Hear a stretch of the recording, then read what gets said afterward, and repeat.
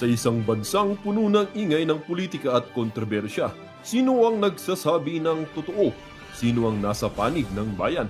Welcome to Bayang Pinas, ang news channel na hindi takot maglatag ng katotohanan. Dito, pinag-uusapan natin ang mga isyong may kinalaman sa kinabukasan mo, politika, pamahalaan at ang tunay na kalagayan ng ating bansa. Hindi kami bayad, hindi kami bulag. Sa Bayang Pinas, ang boses ng mamamayan ang tunay na headline. Kaya kung sawang-sawa ka na sa mga baluktot na impormasyon at scripted na kwento, dito ka na. Dito sa Bayang Pinas, tayo ang bantay at boses ng bayan. Kung gusto mong manatiling mulat at informed, don't forget to like, share, and most importantly, subscribe dahil sa panahon ngayon, ang kaalaman ay kapangyarihan. Ito ang Bayang Pinas, balitang totoo, pusong makabayan para sa sambayanang Pilipino. Tara na't alamin ang tunay na balita. Sinapit sa kanya guys nakita nyo ba yung si LV?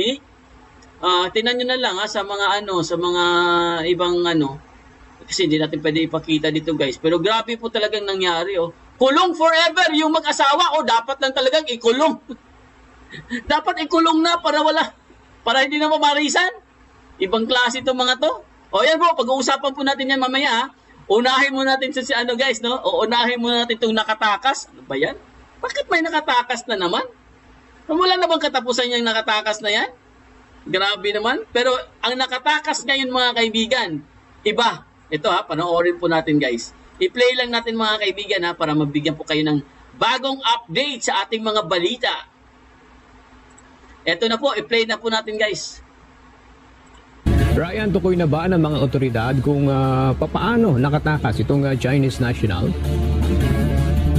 Aga hanggang ngayon ay hindi pa malaman ng mga otoridad kung paano talaga nakatakas itong Chinese national dito sa gusali na bantay sarado naman ng mga otoridad. Nakita nyo yung gusali? Pagmasdan nyo yung building mga kaibigan, saradong sarado. Hindi ka pwedeng tumalon dyan. Siyempre pag tumalon ka dyan, wasak ka. Saradong sarado po, 45 po yung building na yan mga kaibigan. At ang balita po guys, ang dami palang gwardiya dyan bago ka makalabas. Ay kahit nga pumasok ka dyan, hirap ka pumasok daw dyan sabi. Pero mga kaibigan, nakatakas po itong Chekwa, itong sa Pogo Chinese na At sino itong nakatakas mga kaibigan, Isang operator po ng Pogo. Alam nyo na kung anong ibig sabihin ng operator. Tiba-tiba po yan. Maraming pera yan mga kaibigan. Okay? Pero bakit siya nakatakas or pinatakas? Yun ang pinakamagandang Hindi po nakatakas, pinatakas. Aalamin po natin mamaya yan Kasi guys, may nag po sa atin 100 million palang bayad dyan. Naku, laki Pera na naman to. Mukhang naghahanda po sila mga kaibigan Pondo po to guys, pondo. Pondo po para sa 2025. Di ba? Naghahanda na po sila ng mga pondo, mga kaibigan. Kaya ito sa tingin ko lang kaya siguro pinatakas to. Siyempre, ang laki palang pera ito, play po natin guys. Walang palulusutin sa mga makikita may kapabayaan sa pagtakas ng isang Chinese national ang Department of Justice kapag napatunayan may pagkukulang ang mga otoridad na nagbabantay sa SA Revendel Global Gaming Corporation sa Pasay City. Ayon kay Justice Secretary Crispin Remulla, iniimbestigahan na nilang mabuti ang pangyayari. Yes. Kaya nga under investigation yan. Hindi na palulusutin to. It's something that we have to do. Kahit sino man tamaan yan, magagawa ko. Wow! Yabang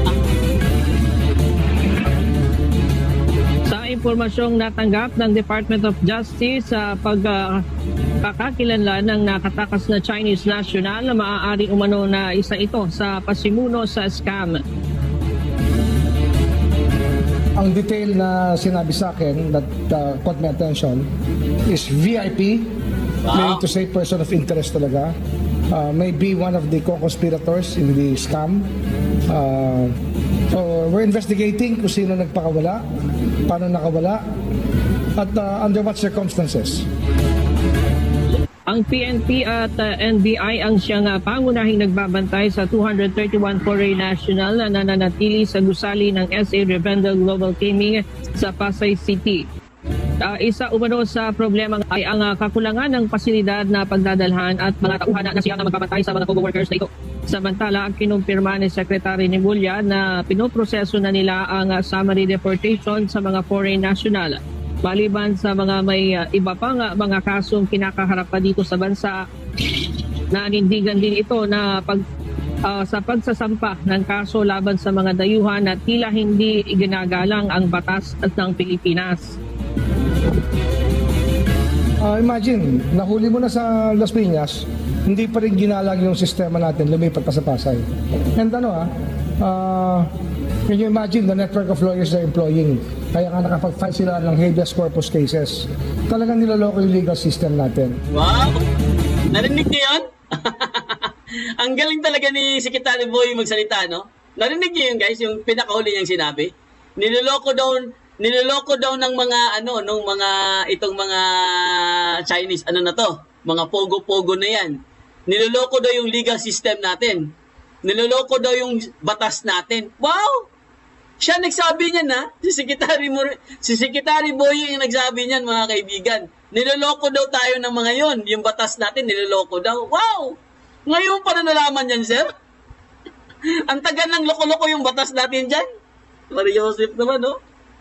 Oh. Di ba? Sino man naman maniniwala sa'yo na ganyan ang nangyari? Oh, sino ngayon ang nagpatakas niyan? At sino ngayon ang mga protector dyan? Kasi guys, ang alam talaga natin dyan, ang pinaka-main po na nagbabantay dyan, kung hindi po tayo nagkakamali, kasama ng NBI dyan. Oh, NBI, PNP, at kung marami pang iba, no? Siyempre, may mga may mga ahensya yan eh. Pero ang tanong, itong isang operator ng Pogo, isang Chinese operator ng Pogo, bakit biglang nawala? Nawawala siya, mga kaibigan, hindi na siya mahanap. Kasi ang sabi dito, guys, sa source natin, meron palang tumataginting na 100 million, mga kaibigan. Ang bawat ulo, 100 million pesos.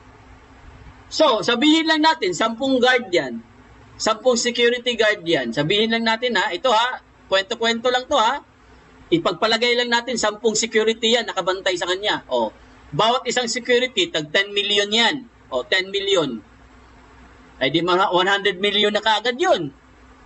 O, hindi natin alam kung 10 million ba. Siguro sabihin lang natin, baka bigyan siguro ng 2 million yan bawat secure. Tapos yung mga official, yun 200 million na. 100 million to 200 million. Mababa dyan ang 50 million, mga kaibigan. Imagine niyo guys, kung lahat yun magbabayad sila, di may pang ka na. May pang ka na sa election sa susunod na taon. Kailan ba election? Sa susunod na 2 years, no? Election na kasi next year 2024 na eh. Konti-konti na lang malapit na po ang election, guys. Magkakaalaman na kung sino ba talaga diyan. So nakita nyo guys, kasi nakakapagtaka bakit biglang mawawala itong Check One na to? Itong operator ng Pogo. Sabi nga nila talagang hirap daw tumakas dyan eh. Sa building pa lang, saan ka lulusot dun? Diba? Ibig sabihin, may nag-escort. Huwag niyo sabihin, parang kataruhan na naman yan. Ano to? Kataruhan number 2? Bigla na lang sumusuong doon sa ilalim ng garbage truck? Yun naman pala, hindi naman pala kumapi sa garbage truck. Maria Joseph. So, ito, paano nakatakas to? Sino ang nito? Sino ang mastermind? Yun na naman dapat alamin nila dyan. Kasi po, marami ding nakakulong guys na mga iba pang mga Chinese operator, Chinese Pogo operator. Marami din hindi naman isa lang. 2, 3 yata yan. Pero ito yata yung sigurong pinaka-boss. Syempre, pag boss, kailangan mong pakawalan yan. Magkano bayad dyan? Tapos in-interview pa si Secretary, no? Kita yung mukha, guys, pag in-interview. Parang hindi totoo, no? Napansin mo yung pag in-interview siya, yung mukha niya? Parang tingin ko, parang may tinatago eh. Ang Bureau of Immigration naglabas na ng commitment order na ilipat na sa BJMP facility sa Pasay City ang 27 foreign national, habang sa Immigration Detention Cell naman pinalilipat ang 8 high-value foreign national. Ay nako, kahit saan nyo pa ilipat yan, kahit palipat-lipat pa yung mga yan, basta pag may perang involved, takas pa rin yan. Pera lang kasi yan eh, pera-pera lang ang pinapagana dyan. Hello, Heidi Alfaro, ayan, si Winehards, mega love shoutout sa inyo dyan. Si Tessie Amanuma, Jen Sotero, Kamote Moto, ang dami na pala nag-antay, pasensya na kayo guys ha. Mamaya po, babasahin po natin yung mga nyo ha, mga comment nyo. At saka mga tanong nyo, kaya huwag nyo kalimutan magtanong mamaya. Okay? Para po magkaroon po tayo ng interaction. Susan Avenes, hello! Manny B. Bakulao, the Pogo King of Kings. Oh, grabe si Manny B. Oh. Shinex Don, hello! Hello, Sir Foodie, and to all viewers. Ayan. Salome Baksal, Sir Foodie Net. Good evening po. Ayan. Si Susan Avenes pala, nag-ano pala sila? Nag-brand out. Di ba nag-brand out kay kanina? Susan? Di ba nag-brand out kayo kanina? Ibig sabihin, ang palagi kayo nag-brand out dyan, Susan Aviles? Grabe pala, no? Palagi nag-brand out? Bro, Kamote Moto, good evening. Ayun, sabi po ni Salome Baksal. Ibig sabihin, parang pala sa inyo dyan, parang yung hindi pa siguro kayo naka-recover nung bagyo. Kasi palagi pa nag-brand out eh. Oh, grabe no. Ano yan, araw-araw may brand out or baka kanina lang? Or pa iba-ibang oras? Teresita Lim, ayan, si Rico Bercasio, Michael Agsulio, ayan oh. Vitch Baltero, Lin, Alice Nipahoy. Ayan. So mamaya po, babasahin po natin lahat ng mga nyo. Alright, so ito na po. Puntahan na po natin itong ibang mga balita, ibang mga updates, mga kaibigan. Puntahan na po natin si Katapang, guys. Na-miss nyo na ba si Katapang tsaka si Angge?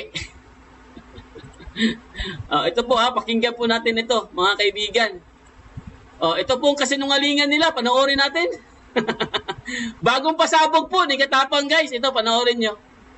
Para sa Bureau of Corrections sa Bucor, resolved na ang issue na mayroong mass grave sa loob ng New Bilibid Prison o NBP sa Muntinlupa City. Ayon mismo kay Bucor Director General Gregorio Katapang Jr., walang mass grave sa loob ng Bilibid. Yan ay matapos magnegatibo sa human remains ang 3 septic tanks ng NBP.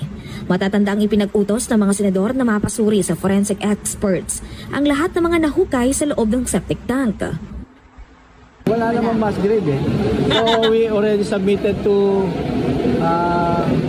DOJ and then Congress na finally na-resolve na yung issue. Kung wala naman talagang mass grave, di so be it. Wow! Narinig niyo yun? Basahin niyo sinabi niya. Para klaro tayo dito. Ang sinabi niya, wala daw mass grave. Ngayon, sino ang nagsisinungaling dito, mga kaibigan? Dahil kung ulitin natin guys, kung babalikan natin sa July 27, 2023, ang sinabi po ng kanyang NBP Superintendent, ang kanyang dating Superintendent na si Angelina Bautista. Ayan sinabi ko talaga, kompletong pangalan niya. Siya nagsabi nito hindi naman tayo. Ang sabi niya mga kaibigan, meron daw silang natagpuan na Poso Negro. At marami daw mga katawan doon.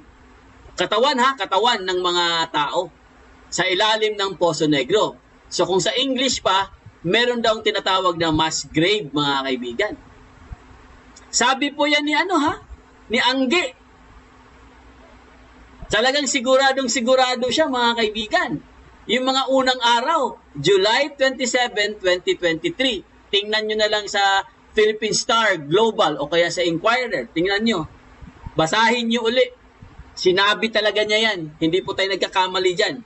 Ngayon, dahil wala na po si Angge sa Bucor, mga kaibigan, sabay bawi naman itong si Kaduwag. Ang sinabi po ni Kaduwag, mga kaibigan, Siguradong sigurado na siya na wala daw mass grave, mga kaibigan. So, tapos na daw yung issue na yon. Gusto niyang putulin yung issue na yon, na wala talaga. So, ibig sabihin, nabudol po kayo, Mr. Kaduwag? Nabudol po kayo ni Angge? Yun ba yung ibig mong sabihin? Kasi ikaw yung chief na walang alam eh. Iyon kasi ang problema sa iyo eh. Wala ka talagang alam. Wala kang alam sa nangyayari sa loob. Kaya ngayon, dahil wala na si Angge, dinideny mo na meron talagang nangyayari dyan sa loob. At meron talaga dyan sa ilalim ng Poso Negro. Alam natin na meron talaga dyan. Pero dahil, para lang maiwas, ito para lang maiwas siya sa maiwas siya sa hearing, mga kaibigan. Ito ang tingin ko dyan eh. Ito ang kutob ko dyan, no? Para lang siya malihis doon sa hearing. Dahil pag sinabi nila, guys, at may natagpuan talaga silang mga labi doon sa ilalim ng Poso Negro, mag-uumpisa na naman ang hearing. Babalik na naman ang hearing. Sabagay, may hearing pa tayo sa Congress eh. At saka sa Senate, no? Aabangan pa natin yan. Pero itong Poso Negro na ito, mga kaibigan, kailangan talaga ito imbestigahan. Meron yan eh. Talagang dinideny lang nila, guys. Kasi nga, iwas sila. Iwas pusoy. Kasi wala na si Angge dyan. Kayang-kaya na lang na mag-deny. Kayang-kaya na lang sabihin na si Angge. Kasi si Angge ang nagsabi nun. Hindi naman kami. Di ba? Kaya na lang sabihin yun. Kasi wala na yung tao eh. Sinipa niya si Angge eh. Pero makakapagtaka lang, mga kaibigan, dahil may sinabi po dito may sinabi dito, guys, ito basahin ko lang sa inyo. Hinahanap kasi nila si Kataroha, di ba? Ito nakakatawa dyan eh. Hinahanap kasi nila si Kataroha.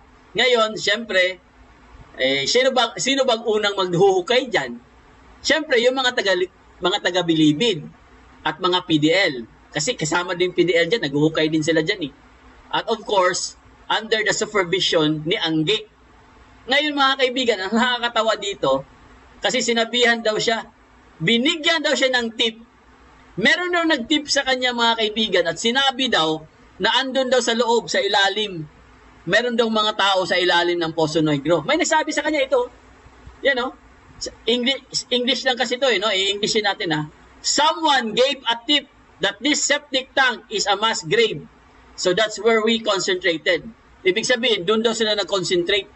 Kasi sinabi na meron daw talagang mass grave, mga kaibigan. Ngayon, gumamit sila ng aso. Ano nangyari doon sa aso? Nakaamoy daw, inamoy daw si Kataroha. So nakita nila yung parang yung site talaga kasi doon pumunta yung aso eh. Kasi sabi pa nga nila, galing ng aso na amoy si Kataroha. So yun naman pala, ang sasabihin din nila, buto ng chicken joy. Buto ng manok. So doon na nagkalabo-labo yung kwento, mga kaibigan. Biglang nasarado. Dahil kalaunan, of course, nagkaroon ng hearing at natanggal si Angge, tuluyan na siyang tinanggal, no? Sinipa. Biglang nagpakita si Kataroha. Yun Kaya nila sinarado or kumbaga parang case closed na wala talagang mga sinasabi nating mga katawan sa ilalim ng Poso Negro. Ngayon, kung ako tatanungin nyo, huwag nyo kaming bulahin. Huwag nyo kaming paikutin. Sawang-sawa na kami sa ganyan yung mga sa mga ganyang Alam mo, Kaduwag, sawang-sawa na kami sa ganyang mga palusot. Pariyosip. Ang tagal-tagal na natin dito sa vlogging. Ganyan lang palagi yung sinasabi. Para lang makaiwas kayo sa mahabang usapin. Makaiwas kayo sa istorya. Kasi syempre may bagong story na naman yan. Di ba? Sasabihin na lang nila, wala pala. Hindi pala totoo yun. Nabudol lang pala tayo. Parang si Secretary Boying, nabudol na fake news. Di ba? Jen Sotero, imposible na amoy ng aso. Meron niyang tinatago siguro. Meron talagang tinatago yan. Anong sabi ni Angge? Ito, sabi niya, yung aso daw na yun, mga kaibigan. Ang sabi ni Angge, ito, binalikan ko lang, Ito yung mga dati niyang sinabi. Ang sabi po ni Angge, mga kaibigan, yung aso na daw yun, pinagtawanan pa nga niya si di ba? Yung nag-interview sa kanya. Sabi niya, yung aso na yan, magaling yan umamoy ng tao. Wow, yabang Palakpakan ang yabang. Tapos, biglang bawi. O, anong sinabi niya? Buto pala ng manok, hindi pala tao. O, akala ko ba ang galing mang-amoy ng aso mo? Sabi mo, nahanap na kaagad yung site kung saan doon nakaano si Kataroha. So, ibig sabihin, binago na naman yung statement. Hindi naman pala tao. Yun pala, Chicken Joy. Sumikat ulit si Chicken Joy. Danilo Mendoza, shout out to tol. Ayan, si Kamote Moto. Sabi po ni Kamote Moto, mga kaibigan, shout out daw. Danilo Mendoza. Ituloy po natin yung update natin, mga kaibigan. Matatandaan na sa nakaraang Senate hearing, sinabi ng NBI na hindi sa tao ang na-recover na buto sa isa sa mga septic tank doon. Ang butong nahukay sa septic tank ay una ng pinaghihinalaang buto ng PDL na si Michael Kataroha na inakalang patay na at itinapon sa septic tank. Kalaunan ay napag-alamang nakatakas lang sa loob ng NBP itong si Kataroha. Samantala ay kinagalak naman ng DOJ na nagkaroon na ng linaw ang isyu sa pagkakaroon ng mass grave sa kulungan. Relieve din tayo dahil ang tinatakutan natin may ganong klaseng problema ay wala naman.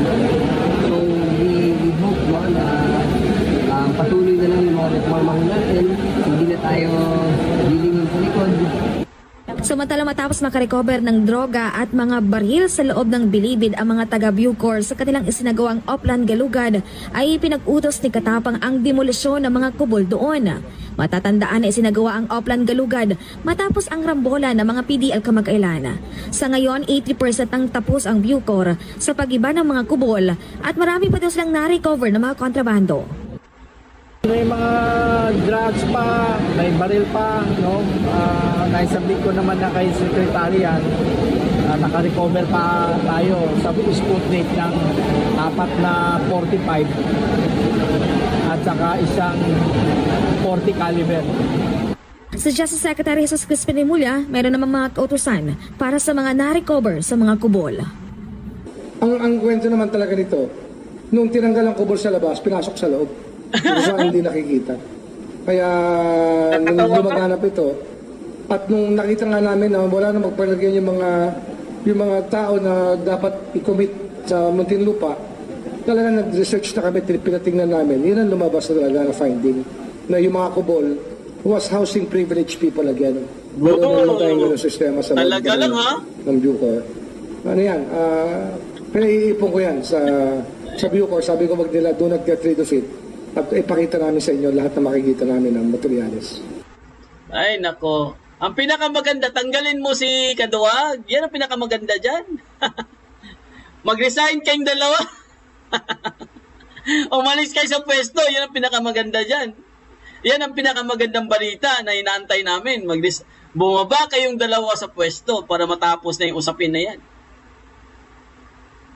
Oo, di kaya mag-manage. Oo. Susan, no? Di kaya. Hindi niya kayang mag-manage sa Bucor. Maniwala kayo sa akin, guys. Grabe ang sa ano pa lang sa hearing pa lang, alam mo na wala talaga siyang wala po siyang managerial na experience eh. I mean, hindi ko naman minamaliit yung pagiging general niya, no? Syempre general 'yan eh. Mahirap maging general, no? Pero hindi rin natin alam kung bakit naging general siya. Kasi napopromote siya every 6 months eh.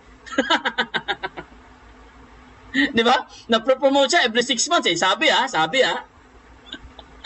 O siya naman nagsabi nun, di ba? Napopromote siya every 6 months. Hindi naman tayo nagsabi nun eh. So, ang pinakamaganda talaga dyan, gusto mo talaga masolve yung problema dyan, Secretary Boying? Ha? Gusto mo talaga masolve yung problema na yan? Bumaba kayong dalawa, tapos ang problema. Wala na tayong pag-uusapan dito. Matutuwa pa yung mga tao. Diba? Kasi nga, pinapakita nyo na hindi nyo talaga kaya eh. Hindi na mo, ang nangyari po sa Bilibid, guys. Totoong-totoo. At di ba, binalita ko sa inyo nung isang gabi, na merong itong 3 na mga notorious na to, hindi pa nila nahanap kung asan na kaya yung 3 na yun, yung nakatakas na yun. Saan na kaya nagsuroy-suroy yung yung mga PDL na yun, baka nagsuroy-suroy na ba? Baka siguro na yun. Ang sarap ng buhay ng mga yun. Di ba? Hindi natin alam eh. Kaya tama po si Kataroha, guys, no? mag-ingat dahil notorious. Nako. Dito nga natin makikita mga kaibigan kung paano nga magmalinis itong si Katapang at si Rimulya na ito. Tila na budol nga nila si Anggi Bautista. Ngunit talagang magkakaroon talaga ng sakripisyo para lamang malinis ang pangalan ng mga ito. Kaya naman isasakripisyo si Anggi Bautista. Ngunit papayag kaya si Anggi Bautista na